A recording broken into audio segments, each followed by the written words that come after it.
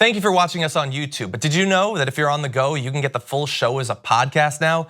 You can get our morning breakdown of the most important topics facing our country, news not being covered by the mainstream media, interviews with change-making progressives, and info on what you can actually do about all this.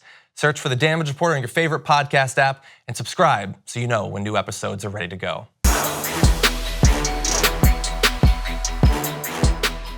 Dennis Prager.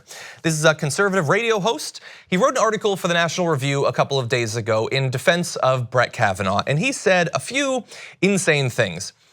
First of all, he said that the left-wing concern about this sexual assault represents nihilism. That if we are to judge a man for an attempted rape that he did several decades ago, there's no longer any values in society.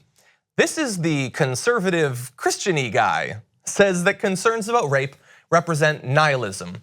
I would say that following a religion that tells you to be most concerned about these sorts of things and then selectively not caring when it's to your political and judicial advantage, there's some nihilism for you. But what do I know? I'm not being paid billions of dollars to produce videos. So let's talk a little bit more about his defense of Brett Kavanaugh. He said that these actions tell us nothing about Brett Kavanaugh since the age of 17. Okay, that's an interesting thing. I'll reiterate what I said a few days ago. If you are continuing to lie now about an attempted rape you did decades ago, that tells us plenty about you, and not just from decades ago. It says something about your character now, that you are so eager to get this position that you are willing to call a woman who has suffered an attempted rape a liar to help destroy her credibility when she is being faced with death threats, when she's being run out of her home, and you sit by just smugly asserting that she's been lying about the entire thing. I don't think that says nothing about your character. I think that says everything about your character.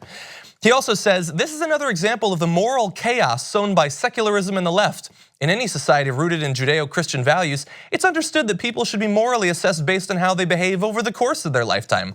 Early behavior being the least important period in making such an assessment. I mean, I would love to go back through the collected works of Dennis Prager and see how he talks about other teenagers who've been convicted or accused of crimes, and see if maybe there's a few demographic reasons why certain people should be judged by what they did as teenagers and others should be given a pass, especially if they go on to become conservative jurists. I have a feeling that's probably the case.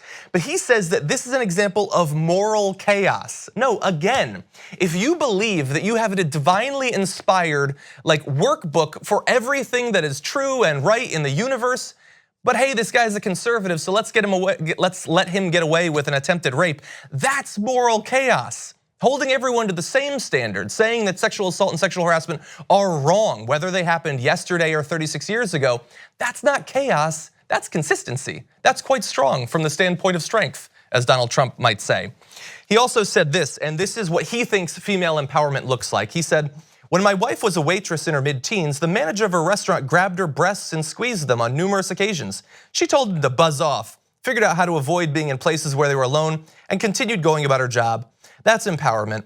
I will take his depiction of what happened as the case and say that I am glad that his wife was willing to deal with this absolutely horrible situation in probably the only way that she was allowed, knowing that if she were to accuse her manager of doing these sorts of things, people like Dennis Prager would call her a liar and destroy her credibility.